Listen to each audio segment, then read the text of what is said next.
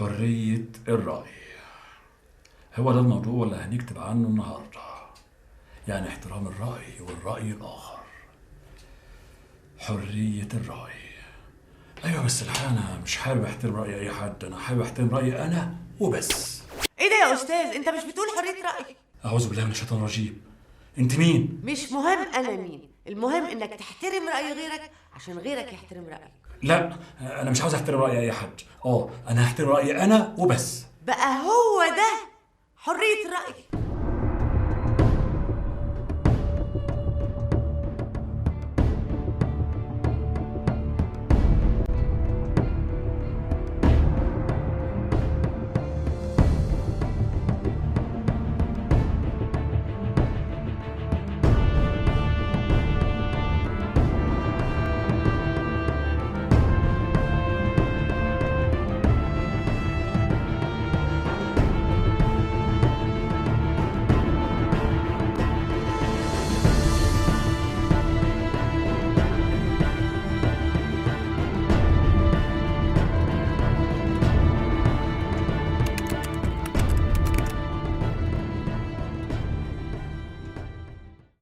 أمري لله. أكتب المقال من تاني. بسم الله الرحمن الرحيم. هناك مقولة تقول: رأيك صواب يحتمل الخطأ. طبعا يحتمل الخطأ جدا. ورأيي خطأ يحتمل الصواب. لا لا لا لا، الجملة دي مش عجباني. لا لا لا، أنا رأيي صح وهيفضل صح لآخر العمر. رأيي صحيح وسيظل صحيحا. لو حد يسيبني عليك كنت خنقتك، كنت موتتك. ايه ده؟ انت ايه اللي جابك من تاني؟ افهم يا صاحب الرأي، لازم تتعلم تحترم رأي غيرك. يا سلام، سيبك من الكلام الكبير ده بقى. قولي لي انت مين؟ أنا بنت. لا يا شيخ، بقى انت بنت؟ طب وريني كده يا بنت. أهو. هتصورنك بنت فعلا؟ ده انت مش بنت وبس، ده انت بنت وجامده قوي كمان. وتطلعي مين يا بنت؟ أنا نسمة. يا سلام، ومين نسمة بقى ان شاء الله؟ أنا من بنات أفكارك. بنات افكاري؟ يعني ايه؟ أنا هطلع لك في أي وقت، طول ما أنت بتفكر هتلاقيني قدامك. هو انا ناقص جنانك انت كمان؟ إيه ده؟ هو أنت مش هتعزمني على حاجة أشربها؟ انت كمان بتشربي حاجات زينا ولا ايه؟ ايه يا استاذ مصري؟ احنا جاهزين ومستنيين حضرتك. بقالنا 4 ساعات يا استاذ مصري جاهزين، الاستاذه تعبت. اسف قوي، حقكم عليا، بس تعالوا بقى اعرفكم على حد جامد جدا. نسمة، شايفين؟ نسمة دي تطلع ايه وفين دي؟ ما هي قدامك ايه يا استاذه؟ المخرجه العبقريه بتاعتنا. عرفها عليا، قول لها ان انا المساعد بتاع الاستاذه. اسكت انت خالص. ايه رايك؟ حلوه النسمه؟ حلوه؟ هي فين نسمة دي؟ انتوا مش شايفينها ولا ايه؟ فين دي يا استاذ؟ يا جماعة مش معقول بتعملوا فيا كده، أنا كده اتأخرت، أنا ست ملتزمة. الله، أنا عندي 5 برامج في قنوات فضائية وعندي 5 لقاءات صحفية. الله، مش معقول بتعملوا فيا ده. هي كلها خمسات كده؟ يعني مفيش 4، مفيش 6؟ وبعدين انت عايزه تفهمينا ان انت الفسوخه بتاعت الفضائيات؟ امال انا اقول ايه بقى؟ انا ما بحبش اتكلم عن نفسي. انا عندي 15 ندوه و15 لقاء صحفي و15 برنامج، ده غير الحركات وغير التكريمات وغير مين ده؟ أنت؟ ها؟ ده أنت يا أخويا محدود، أنت حدودك كده. يا سلام، على الاقل احسن منك. انت كل لقاءاتك زي بعضيها، نفس اللت ونفس العجن ونفس الكلام ده انت ايه ده، بغبغان؟ أنا بغبغان يا يا ده حدايا؟ يا عيب كده، انتوا هتتخانقوا في اللوكيشن، مش تستنوا بس لما نشوف الورطه اللي احنا فيها دي؟ ممكن بس شويه يا استاذه نهدى شويه عشان نشوف حل للمشكله دي. إيه ده؟ ورطة إيه؟ طب ما تقولي لي إيه هي الورطة عشان أقدر إن أنا أحللكوا إيه هي الورطة وأقدر أشرح لكم عن الورطة وأقول لكم إيه هي. انت تحللي؟ انت كبيرك تحللي بول، تحللي دم. احكوا لي انا يا جماعه، شوفوا الموضوع ايه. انا متخصص في حل المشاكل والعقد. ايه يا استاذ مصري، الصحفي والمذيع بتاعنا. اديكم عرفتم المشكله في الاستاذ مصري. إيه ده؟ ماله؟ هو مات؟ ايه ده مات؟ ويا ترى العزا فين؟ بس ازاي يموت قبل ما يعمل معايا اللقاء في البرنامج بتاعه؟ يا ريته مات، ده انا حاسه انه اتجنن خالص. يا حول ولا قوه الا بالله. عظيم. هو حد يلاقي الجنان ده؟ الجنان ده شيء عظيم، انما هو جنن ازاي؟ استاذه رحاب، يلا يا استاذه انا جاهز. ايه ده؟ انت هتوقعني؟ انت بتعمل ايه في الورق ده؟ الله، انت مش عارف اني انا قاعده في الورق ده؟ بقول لك ايه، انا مش ناقصك بقى، اطلعي من دماغي. ما انا طلعت من دماغك وغيرت عنواني وبقيت ساكنه بين السطور دي، بس حالا هرجع تاني اهو. ترجعي فين؟ ايوه هنا في دماغك، بيني وبينك شارعنا وحشني قوي. شارعكو؟ هو شارعكو في دماغي؟ ايوه، وعمارتنا قدامها على طول محل عصير قصب يجنن. يا سلام، بقى عمارتكم يعني في دماغي محل عصير قصب؟ امال ايه؟ وانا ياما اتفسحت مع ابني صاحب محل عصير القصب في اخر الشارع في الملاهي جنب الفابريكا. ايه اللي انت بتقوليه ده؟ هو انا ناقص جنان؟ كل ده في دماغي محل عصير قصب وفابريكا؟ استاذ مصري احنا جاهزين ومستنيين حضرتك. هو انت لسه بتكلم نفسك تاني ولا ايه؟ ايه ده؟ معلش انا اسف. انت استاذه رحاب، نسمه هي راحت فين نسمه؟ مالك يا استاذ مصري في ايه؟ والله ما عارف، بس بصراحه يا استاذ انا طب يلا انا جاهز. بس نسمة دي تطلع ايه يا استاذ؟ معلش بقى، انا اسف. يلا اتفضلوا، انا جاهز. يلا يا استاذ عندنا شغل، يلا يا ابني. استغفر الله العظيم يا رب، الله ينتقم منك يا نسمه. مين نسمه دي؟ ايوه يا بسام، ايه اللي بتقوله ده؟ مصري جوزي اتجنن؟ مين؟ نسمة؟ بيحب واحدة اسمها نسمة؟ لو بسام بيسأل عليا قولي له ان انا تعبانه ومش جايه النهارده. طب سلام دلوقتي يا بسام، انا جاية بعد شوية، مع السلامة. تروحي فين؟ اقعدي كده واهدي وانا ارسيكي على كل حاجه بخصوص نسمه. ايه ده؟ انت تعرفي نسمة دي منين يا هديل؟ امال اختك ازاي؟ ما انا لازم اعرف عنك وعن جوزك كل حاجه. وتطلع مين بقى ست نسمة دي ان شاء الله؟ نسمه دي يا ستي بنت من بنات جوزك مصري. وكمان مخالف بنات من ورايا؟ لا، ومش بنت عاديه، دي نسمه. ازغرت يا اختي، ازغرت انها نسمة؟ انتوا عايزين تجننوني ولا ايه؟ انا عايزة اعرف مين نسمة دي وعلاقتها ايه بمصري؟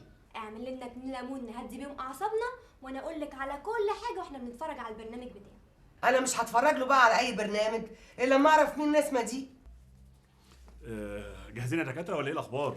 طبعا انا شخصيا جاهزه وحافظه وعارفه انا هعمل ايه في الاخ ده. ايه ده؟ انت بتقولي عليا اخ؟ شايف؟ خليك شايف، هي اللي بدأت وانا مش هسكت. انا مضطر دلوقتي افضحها وهزقها قدام الرأي العالمي كله. هايل جدا، بس احنا قدام رأي عالمي احنا لسه ما طلعناش هوا، بس ده مبشر طيب جدا ومؤشر خطير. احنا هنعمل حلقه نار. انا بصراحه بقى عاوز كل واحد فيكم يطحن التاني. انا من ناحيه الطحن بقى انا هطحنها. يقطع التاني. انا شخصيا هقطعه. انا هطحنها قوي يا اخوانا. استنوا بنبقى على الهوا وبعدين قطعوا واطحنوا بعض، بس الاهم ان كل واحد فيكم ما يحترمش راي التاني خالص، كل واحد يتمسك برايه وبس. هو ده شخصيه حتى الواحد يحترمها ولا يقدرها؟ ده حاجه كده. ايه ده؟ انا حاجه كده وكمان كده. دي دكتوره بالذمه، دي دكتوره. انت دكتور، انت كبيرك تبقى مرضعه، تبقى داده. ايوه حلو قوي، مرضعه وداده. احنا كده جاهزين يا اساتذه، هنعمل حلقه نار. جاهزين يا استاذه؟ ايه ده؟ هو ده الاعلام وحريه الراي يا استاذ؟ انت ايه اللي جابك هنا دلوقتي؟ احنا هنطلع هوا. ايه ده؟ انت بتكلم مين؟ بكلمها. هي مين؟ ما علينا. يلا بقى، يلا نبدا الحلقه. هي مش ناقصه اصل اللسعان، واذا كان على اللسعان بقى انا اول واحد ممكن اجنن لكم. مش وقت يا دكتور لما نطلع هوا. ابدأ حلقتك وخلي عندك ضمير يا مصري. بقول لك ايه، اطلعي من دماغي، فاهمه؟ يا جماعه ستاند باي، تتر على الهوا. 3 2 1. مشاهدينا الاعزاء، اهلا وسهلا بحضراتكم، ونبدا مع بعض حلقه جديده من برنامجنا المميز حريه الراي وعدم احترام الراي الاخر، او عدم احترام الراي خالص واحترام الراي الاخر. نبدا مع بعض حلقتنا وحريه الراي. ركز وخلي عندك ضمير. احنا على الهوا، هو انت ايه ما بتفهميش؟ ايه ده؟ ايه يا استاذ مصري؟ انا ما بفهمش. ايوه انت ما بتفهميش، دكتوره وما بتفهمش. وانا هوضح للساده المشاهدين دلوقتي ازاي انت دكتوره وما بتفهميش. يا نهار اسود. يا سلام، وانا على الهوا هقول للناس كلها اصلك وفصلك انك الدكتوراه بتاعتك دي مزوره. انا مزوره يا مزوره. بس يا اخوانا مختله عقليا. انت مختله يا عقليا. دكاتره فهموني، انا مش بكلمكم، انا بكلم نسمه. مين نسمع؟ انا شيماء. ايه ده؟ وانا رمضان ابو صيام، انت نسيتني ولا ايه؟ صحيح، وانا مصري وده حريه الراي. مشاهدينا الاعزاء، هناخد فاصل سريع جدا ونواصل مع بعض حريه الراي. يا نهار اسود، يا نهار اسود، شايفه البيت سامعاه بيقول ايه؟ مش قادر ينسى اللي اسمها نسمه حتى وهو على الهوا. ما يقدرش ينساها يا غادة، لأنها جواه عايشاه. فاهماني؟ مش قادره افهمك، ده انا مراته، انتوا عايزين تجننوني؟ وانت مالك ومالها؟ هي حاجة وانت حاجة. بقول لك انا مراته. وهي نسمة. انا هروح بقى الاستوديو دلوقتي، هكسر دماغها قدامه. مش هتشوفيها لأنها محدش بيشوفها غيره. وكمان محدش بيشوفها غيره؟ ايه البيه عامل روميو؟ مصري زي كتير من المبدعين، محتاج حد يفكر معاه زي نسمة. وبصراحة بقى هي ما بتفرقهوش ولا ليل ولا نهار. ايه ده؟ يعني هتيجي معاه البيت كمان؟ حتى وهو نايم وفي اوضته هي معاه. لا كده بقى يطلقني.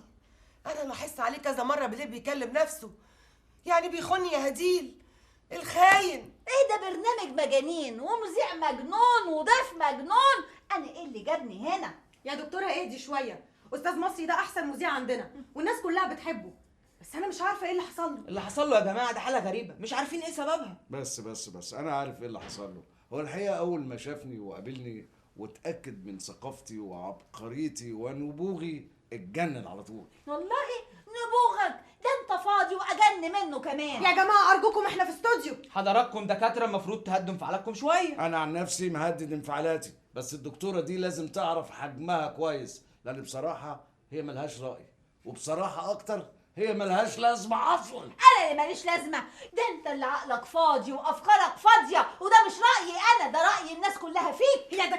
يا دكاترة عيب، ده انتوا دكاترة. اهدوا شويه يا دكاتره، هدوا انفعالاتكم. هي لسه شافت مني حاجه؟ والله العظيم مش قدامي، مش هعرف. انت اتجننت يا غاده؟ هو انا ناقصك انت كمان؟ ايوه يا سيدي انا اتجننت، وانت بقى سيد العاقلين، طلقني يا مصري. يا جماعة حرام عليكم، تعبتوني ما بينكم. انا مش قادر افهم انت زعلانه ليه؟ يا سلام، انت ما انتش عارف انا زعلانه ليه؟ زعلانه من الست هانم بتاعتك نسمه. مين جاب سيرتي؟ مين قال نسمة؟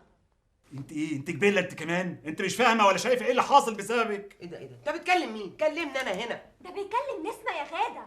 ايوه بكلم نسمه وهفضل اكلم نسمه. ارتحتي؟ ايه ده بقول لك ايه، طلقني يا مصري والا هخلعك.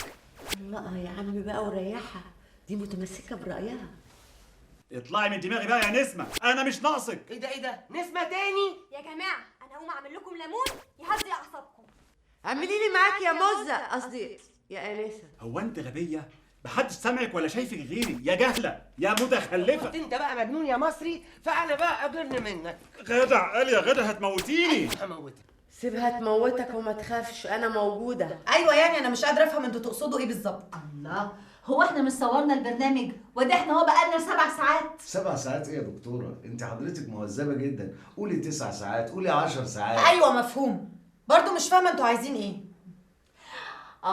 عايزين يا حبيبتي ان احنا صورنا البرنامج واتخانقنا مع بعض على الهوا يبقى تقبضينا، وقطعنا بعض وطحنا بعض يبقى لازم نقبج، وبعدين عشان تلاقونا بعد كده، وشعارنا معروف عالميا، قبجونا تجدونا، وبعدين دي سبوبه.